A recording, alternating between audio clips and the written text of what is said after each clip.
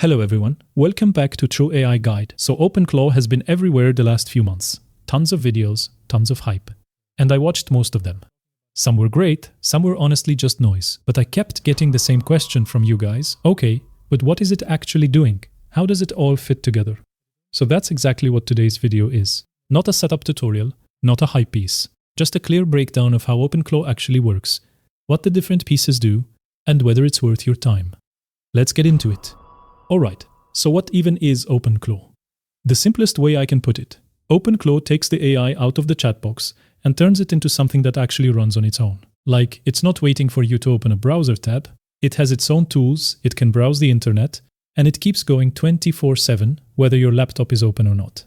For that to work, it needs somewhere to live, somewhere that doesn't shut down when you close your computer.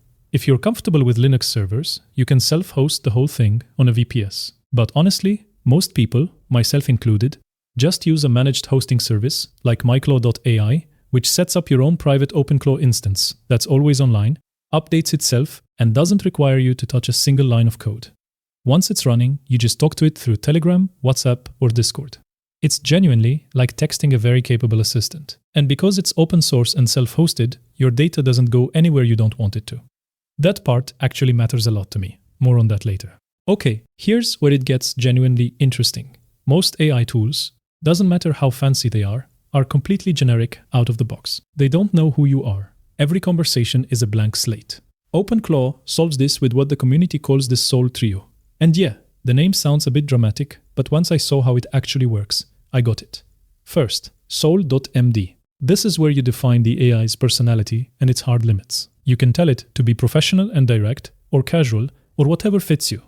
And more importantly, you can list things it should never do without asking you first. Think of it as the rulebook. Second, USER.md. This is basically your personal profile. Time zone, current projects, how you like to write code, preferred tools, anything the AI needs to know about you to actually be useful rather than just generally smart. And third, AGENTS.md. This one I really like. It's where you set work habits. You can tell it not to ping you after 10 p.m., how to prioritize tasks, when to escalate versus handle things quietly. Combine those three files, and the AI stops being a generic bot. It actually starts to feel like your assistant, not everyone's. So now your AI has a personality and knows who you are, but it still needs actual tools to go out and do things. That's where ClawdHub comes in. Think of it like an app store, but for your AI. You browse skills, you install what you need, and suddenly your assistant gains new abilities. I've been playing around with this a lot. And let me walk you through what the community actually recommends. There are what I'd call the non-negotiables. Things that just immediately make a difference. Remind Me and Todo Tracker. Honestly, these two alone kind of justify the whole setup for me. You just casually tell your assistant, remind me to follow up with that client Thursday morning in a text message. And it actually does it. No apps, no calendar entries, no copy-pasting. Gmail, this one connects directly to your inbox. It can monitor for important emails, give you summaries, draft replies. I was skeptical at first about giving it inbox access, but there's a human approval step for anything sensitive. More on that in a minute. And web search, this is essential. Without it, your AI is stuck with whatever it already knows. With it, it's pulling live information. Then there are skills I'd call highly useful once you're set up. Browser is wild. It doesn't just search, it actually opens pages and reads them. So you can ask it to research 3 competing products, open each one's pricing page, and come back to you with a comparison table. That's the kind of thing that used to take me 45 minutes. Weather sounds trivial, but it's actually great for daily briefings. We'll get to that in a second. Newsletter Digest is one I use a lot. It takes long articles and YouTube videos and boils them down to actual key points, not summaries where you feel like you still have to read the whole thing. Real bullet points. Then there's a creative and developer tier that's frankly a rabbit hole. GitHub integration for code reviews, GSC and GA4 for tracking your website traffic automatically, PDF parser for dumping documents straight into your AI's memory. And here's the thing the creators actually warn you about. Don't go crazy installing everything at once. Start with 3 to 5 skills. Too many and it slows things down and burns through API tokens. I learned that the slightly annoying way. Okay, so this next part, this is the piece that made me genuinely stop and rethink what an AI tool could be. OpenClaw has something called a heartbeat. Every 30 minutes, completely on its own, it wakes up and scans whatever you've connected, your Gmail, your calendar, and decides whether anything needs your attention. If something important comes in, it messages you. You don't have to check. It's just there, running in the background. And then on top of that, there's a cron system for precise scheduling. So for example, I have mine set to send me a morning briefing at 8 a.m. every day. It pulls my calendar events, scans my unread emails, flags anything weird in my website traffic, and just sends it over as a clean Telegram message before I've even made coffee. The other piece that makes this all stick together is the memory system. The AI keeps daily logs. Over time, it distills important things, project names, preferences, recurring context, into long-term memory so it doesn't have to be re-explained everything constantly. Now I want to spend a minute on something that's still pretty early but is moving fast. And I think it's worth knowing about even if it's not here in full force yet.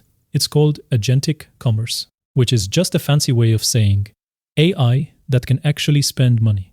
For years, AI could help you find the best deal on something, but it couldn't pull the trigger. Stripe recently launched something called the Machine Payments Protocol. Basically, an open standard that lets AI agents make automated purchases directly. And because OpenClaw is always online, it's built to integrate with exactly this kind of infrastructure. You could have your OpenClaw agent notice that you're running low on API credits, negotiate a top-up, and place the order, all without waking you up. For a one-person operation or a small team, that's pretty significant. You're essentially getting a purchasing layer that doesn't need a human in the loop for every routine transaction. I'll be honest, this is the part where I'm personally still cautious. I think the potential is massive, but I'm watching closely before I hand over any payment credentials without tight limits in place. Which actually brings me to the next part. If you're thinking, wait, this thing has access to my email, it's browsing the web, and now it can spend money, what's stopping it from doing something I don't want? That's exactly the right question. Here's what you actually put in place. First, the open source nature of it means your data doesn't go through some third-party servers unless you explicitly choose that. It's your instance. Second, for anything sensitive, sending an email, making a purchase, OpenClaw is designed to stop and ask you first. It fires a Telegram message with a simple yes or no prompt. You're in control of what it actually executes. And then, Docker sandboxing keeps the AI isolated from the rest of your system. So even if something goes wrong, there's a hard wall between it and anything critical. Set your spending limits, set your permission rules in SOUL.md, and use the human approval workflow for anything that touches external systems. Done carefully, it's actually quite solid. Look, I'm not going to tell you OpenClaw is perfect or that setup is completely frictionless, because it's not. The initial configuration takes a bit of patience and there's a learning curve to getting the SOUL trio dialed in for how you work. But what's on the other side of that setup is genuinely different from any AI tool I've used before. It's not a chatbot you talk to, it's closer to a system that runs alongside you. If you've made it this far, hit subscribe. We're covering a lot more of this kind of thing on the channel. And drop a comment below. Which ClawdHub skill would you install first? And more importantly, would you actually trust an AI to spend money on your behalf? I'm curious where people land on that one. Thanks for watching, I'll see you in the next one.